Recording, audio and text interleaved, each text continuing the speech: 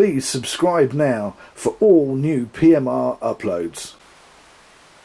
Hi, I'm Jamie at PMR, and this week, just for a change, I haven't done a video of putting a steel gear, a main steel gear, in one of these Daiwa STs in 9 years. I checked last night, and a guy called Cliff has sent me his reel and said it's been running like a bag of nails, it's a bit slow, and could you put a stainless steel gear in there and a pinion support sleeve while you're at it? So I said okay. So just a quick check with the mag all the way out, and well, my wife isn't looking because otherwise I'll be in trouble for making marks on the table.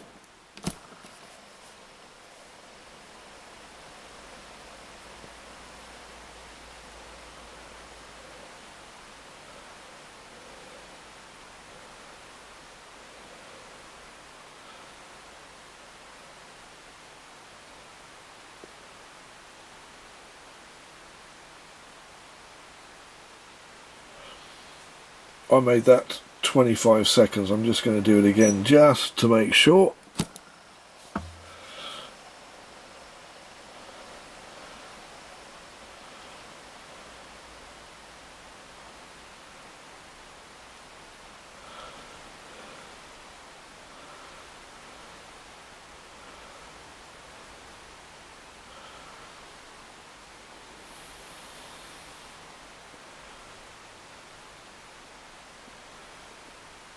"28 seconds. Now, going to see if I can speed this up and beef it up and improve the brakes all in one go. No miracles then, just a normal day at PMR. I'll get to work on this and we'll be back. Okay, I'm back. It's a couple of days later actually. I've had a cast. I'm going to do another time trial and see what we get out of it now.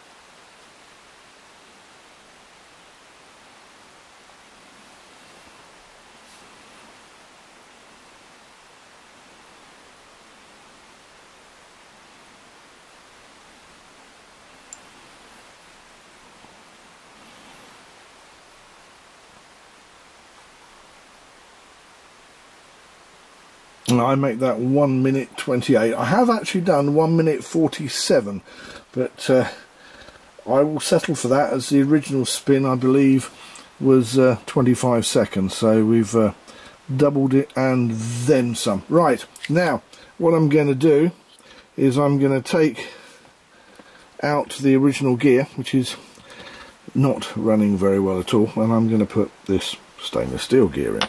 So, as I said before, this hasn't been done for 9 years. Can you believe that? Well, that's quite a long time. So, let's get to it. First of all, we need to make sure that you guys can see what's going on. So, let's get this a little bit closer. And a Phillips screw takes off the nut lock, or nut locking plate, and off comes the locking plate. Then a 10mm spanner. Don't use one of those horrible little spanners that you get with some of the Abus and Akioses and all the rest of it, because it they do mark this and they don't really hold on very well. They're not very good quality. Good 10mm spanner.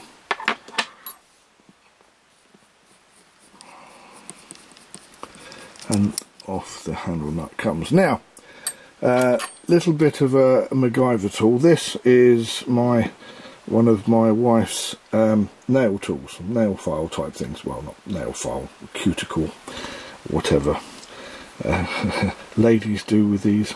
And on the other end, it's kind of a pointy thing that I've sharpened because I decided that I wanted one of these because it's a very useful tool. And you'll see why when it comes to putting the E-clip back on with this end, and also with this end for getting things like E-clips off. So,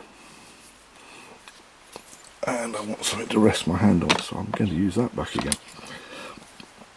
This, you could use a very small version of this, but I find that this is absolutely great. Now, find where the gap is, and there's the gap there. So, gap away from you, tool into the little hole on one side, thumb in front of it, and twist it.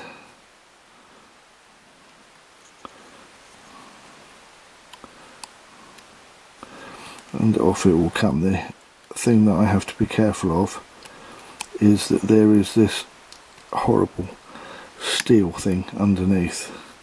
There you go. So it's on my thumb, and because of the shape of that, I've managed to hold it on my thumb, which is really good. So, down over here we have a line as we take the parts off. Let's put them in a little line. You can't actually see that yet, but I will show you on camera in a little while. So, this particular grommet or washer, you won't be using that again because we will be putting a pinion support sleeve in.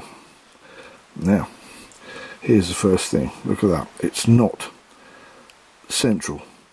That's one of the reasons it's been running like a bag of nails, but we'll get down to that. And the reason that is because the main gear is a brass gear and the pinion gear is a stainless steel gear. So the stainless steel gear just eats into the pinion gear every time you wind in either a large fish, we will say with a big grin because hope, a large fish, or more often than not a lot of greenery and seaweed. Now, next off, handle. Okay. Next off, the star drag that has a clicker. I'll explain this in a minute.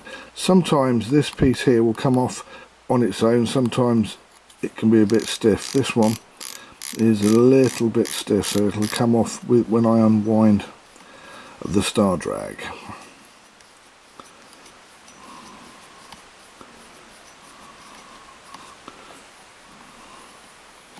It takes a while, doesn't it? Yeah. Okay. Off it comes. Now, under the star drag, there is a little washer that likes to drop out and roll under your carpet, under the settee, under the chairs, etc, etc. So take this off very, very carefully. There you go. That drops off. See, that little red bit dropped off. And here we are. This little bit here sometimes sticks to the bottom of that until it's halfway across the table to be put down, and then it just drops off and hides under the table for the rest of the day. So take that off gently because it is a separate piece to this. Now, next to that, Bellevue washers. Washers that are curved. You put one in one way, one in the other, so that their curves are against each other and they perform the task of a spring. And this is the little clicker unit that hides underneath the star drag. So off that comes in one. Be very careful not to tip that, because these are now freely moving around in there, and there's 2 of them in there. Now the next thing, there is another tiny little washer here.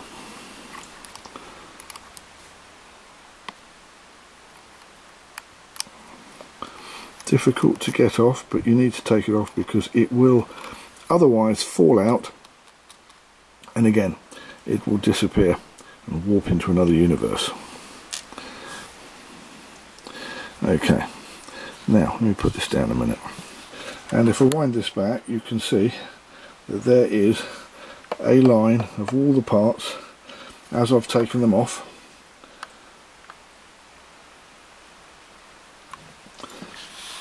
So that I know which part's gone where within reason. Now it's time to undo the 2 screws, which are the brake plate screws.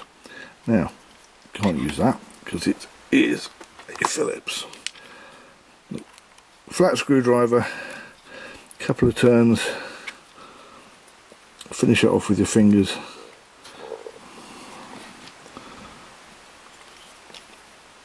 And you won't lose them. Okay, nearly there. Now you don't have to take this off, but it's a very good idea to take it off, and I will show you why later. I'm going to put that up there because I'm running out of room on the table down there. Now the other thing you need to take out is this. This is the resistance brake, and what this does is it rubs on the side or the end of the spindle if you screw it down far enough to give you resistance braking, which you shouldn't need. It's also will give you, or can be used as, the float. Now undo these, and it was nice to see that Cliff hadn't done them up tightly. They were just hand tight, which is all they should be. And slowly lift the side plate up off of the reel, then find where the clutch release is. Put your thumb in by the clutch release, your thumbnail, and start to pull it out. Make sure you turn this so the clutch is fully out before you pull it off.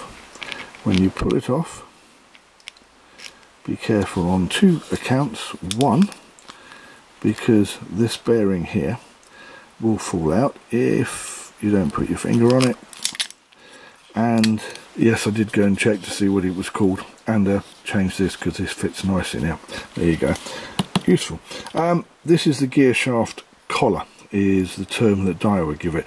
Basically, the outside, the blue bearing, is the infinite release bearing, which means that there's loads of little rollers that all go one way, and the keyway that mounts onto the drive shaft means that it can only turn in one direction rather than backwards and forwards, which you'd expect a bearing to do, and that's what that's there for.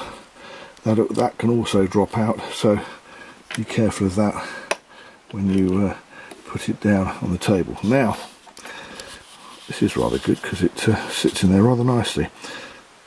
These springs, there is nothing holding those, so what I do is I get some heavy grease. This is Tef gel. Now it's about £30 a pot of this, and it's a tiny pot, as you can see, but it lasts forever. I think I've had this about 10 years and I'm just getting down towards the end of it. Now to put this grease on, I find the best way of doing it is a mascara brush, a lady's mascara brush. You can pick these up on the Bay of Evil and Thieves for about, I think you get 100 for about £4 or something like that, and they're really useful whether you're doing modelling and you've got to get any kind of grease or oil into any tight little spaces, right down to doing anything on a fishing reel. It's absolutely brilliant. So what we do is, as you can see, there already has been some put in here at some point. I'm going to put some more in, and it's so easy with this mascara brush to do that. And this was my wife's idea. Yeah, she's smarter than me. Don't let her know that I said that though. Right, next thing we have to do is, there's the stainless steel gear. Here's the brass gear. Notice, as I said before, that is stainless steel. That is the pinion drive gear. And that's the yoke. And that eats that when there's pressure.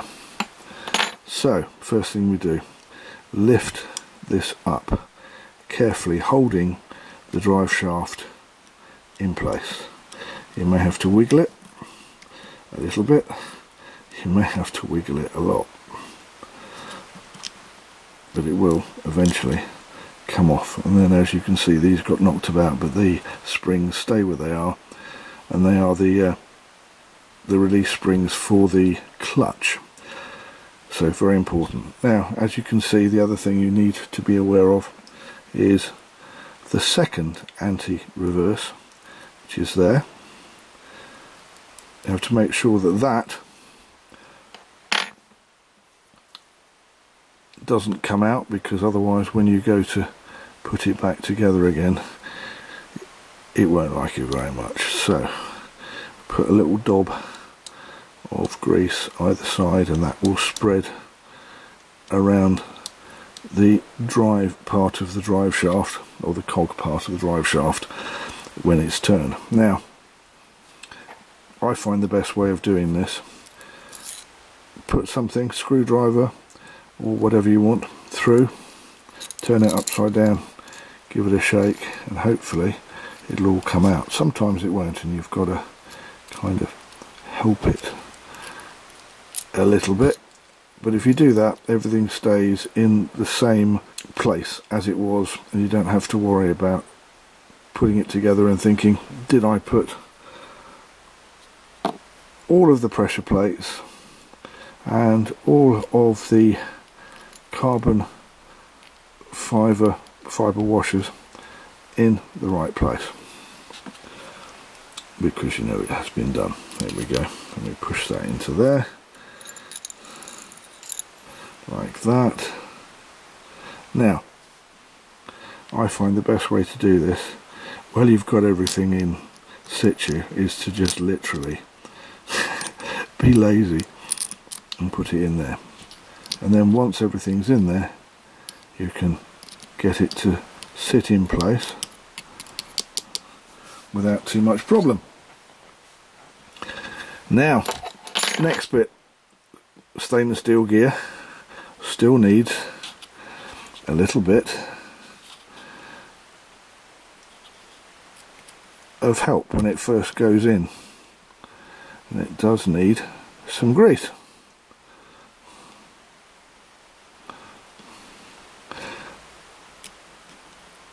Now, Cliff said that this one was running like a bag of nails, so let's have a look here.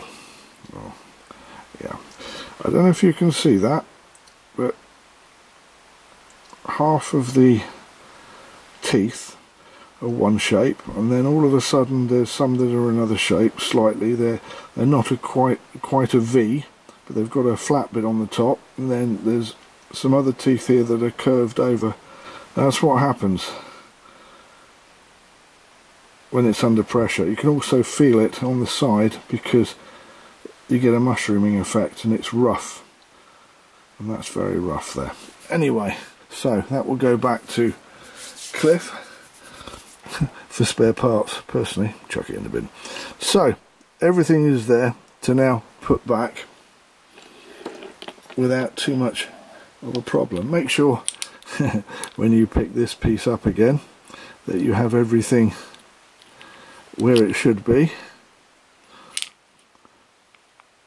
and the keyway, and obviously that's going to have a pinion support on it, so we'll get to that in a minute as well. But the keyway, try and get everything on. There we go, and swing it round. You can feel that the springs are there in the right place. There we go. So, nearly there. 2 screws, brake plate screws.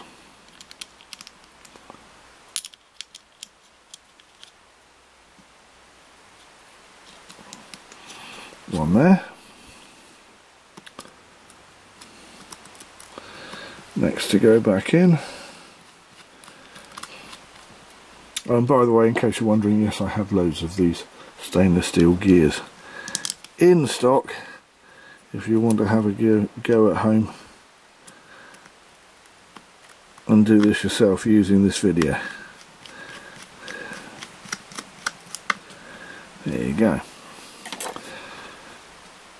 Now you can check, if you want to, at this point, that everything is hunky-dory by pressing the clutch plate in. See that jumps up there? And then turning it to see if it goes out, which it did. I'll do that again because I think my thumb was in the way then, but it's down here and you can see it clicks back out. Good. So, resistance brake, straight in like so, but don't turn this or wind this too far on, because you have to, quite like an Abu 6500, when you take them apart, you always keep the float caps off or only just screwed on until you've got everything in place, to make sure that you don't make anything too tight that you don't want tight until you want to set everything. Now, as you can see, again, if I back this up, I've got all the bits there. The next bit to come on here is the spacer, and it's the drive bearing spacer. I don't know why they didn't just use a slightly bigger bearing on this, but hey, the powers that be. And then the clicker assembly unit goes on like so. Then the other spacer, or I think this is more of a washer, I think it's bronze too, it goes on top of the Bellevue washers. Then the star. Now when you get to about here, stop. Lift everything up, nothing's going to fall out now, but what you need to do is you need to take a tool, and there is the little spring that makes the clicking noise. Now if you keep winding this down, it's sticking out proud of the inside of this and you'll break it. Don't do that. Gently, with a flat side, just pop it in and it will go inside. Well, sometimes I have to wind it down just a little bit more. There you go. And that's now up inside there, and you can carry on winding, holding the shaft, and down she goes, and there you go, you can hear the click. Now again, you see where the you've got the keyway, and you've got a little stop here where that keyway stops. You don't want to go down much past that, because that is where the handle is going to stop. Now it might get tight as that's going down, and you may find that this, oh, it doesn't like to go on. They're a right little person.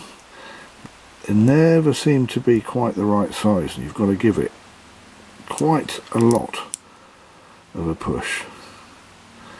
I was thinking about getting a file on this one to make it a bit easier to go on. Do you know what? I think that's what I'm going to do. Now, although this came off quite easily, it came off because this was being screwed up by the star drag. So you had fulcrum lever movement, but you can see there it's not right at all. So I'm going to give it a little bit of a gentle file with a needle file. These are diamond files, so they you're not going to make or do any damage, but it will do what you need it to do. Right, just a little bit at a time. If that doesn't work, then we do it a little bit more.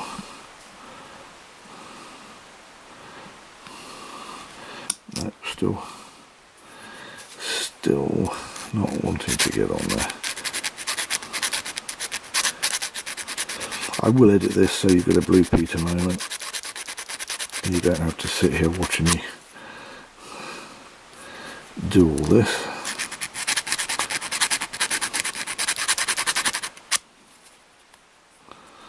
That should do it. There you go, straight on. Lovely. Next, one handle. Lovely. Next, and this is where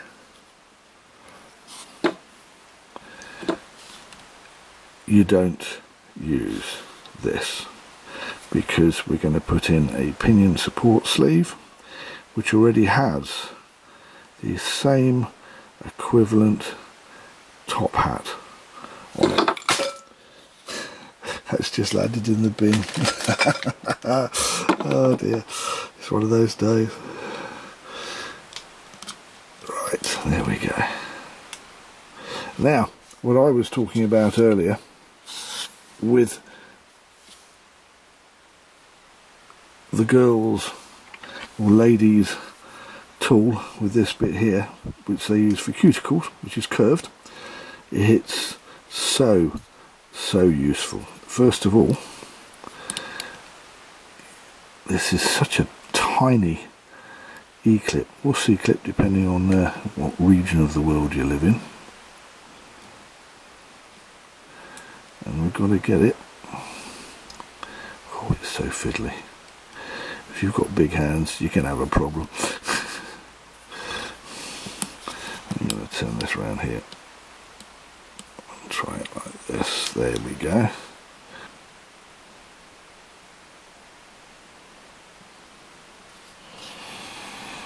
There, finally. And the curved bit, which is so useful because you can get right behind it and give it a push like that, and it will clip in. It won't fly off like a straight part will do.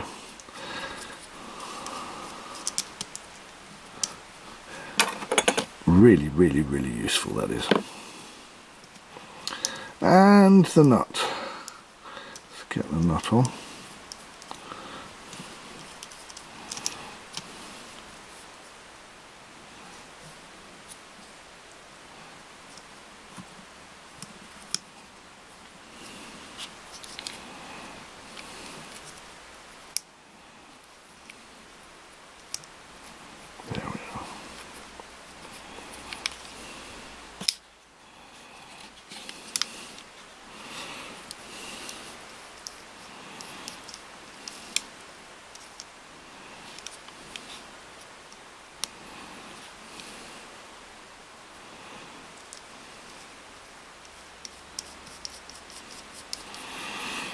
There we go.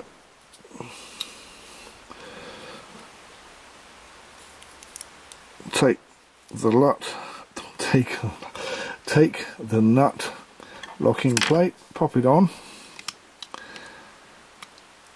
and marry it up. Mustn't be tight, should never ever be more than just nipped up, because it will do damage to the drive shaft, and the drive shaft on these things is only brass.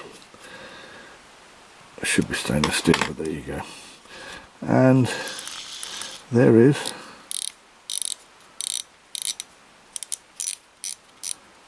everything is working as it should. Let's do that. You can hear that clicking away.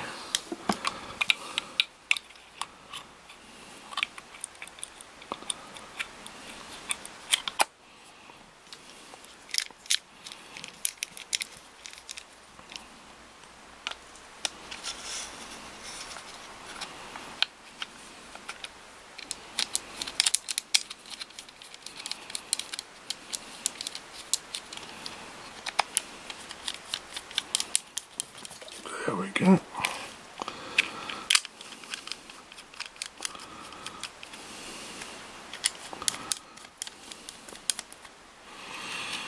And there you go. So now we know why it was running like a bag of nails, because of that. Not clever, that. Very, very messy. Now, I'm curious, just out of interest, to see what sort of spin we might have from this. Now, remember I said about not tightening up the float cap until you had everything on. That's because you have to put everything off, screw everything up, and you have to make sure that you didn't squash that in the process. If it had been too far down when you tighten up the main screws that put the side plate on, it would put too much force onto the spool tensioner and resistance brake, whatever you want to call it, and it's not good for the reel. Now that's quite loose, so let's find out where the sweet spot is. It's about there. Let's give this a spin just for fun. We'll see what happens to it.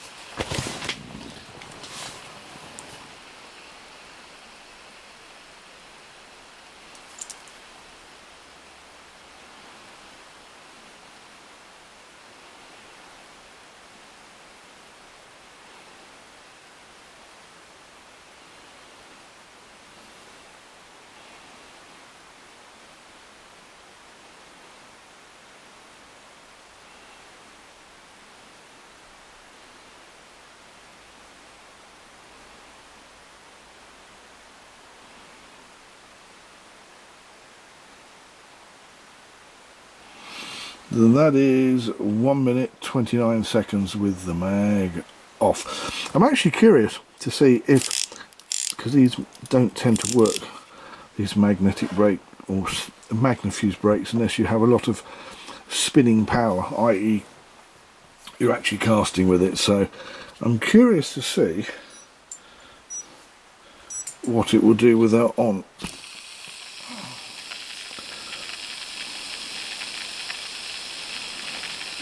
Not a lot. It does work. I can hear it. Yep, there you go. It's coming in and out, in and out. It's a bit like an ABS brake. And I know it works because I took it and had a cast with it, and it didn't blow up in my face except when I put it on the minimum mag setting. The mag I left on maximum the whole time I was playing with it, and it was great. And the last cast I had, I couldn't even see where it landed. And like I said, I'm a rubbish caster. It does make some difference. That's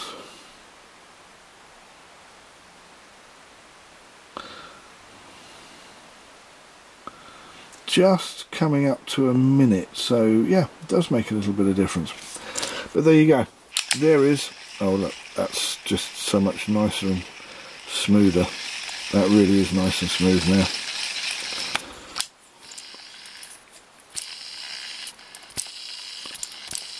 Yeah, very pleased with that. There you go. So that is how to change the brass main gear for a stainless steel ManFish main gear on a Millionaire Daiwa 7 HT mag and the ST. It's the same for the blue one as it is for this one, and that's about it. Please don't forget to hit the like button. Also, please share the love, share with all your friends. And if you want to know what's going on in the PMR universe, there's quite a lot of new things going on right now. Please subscribe.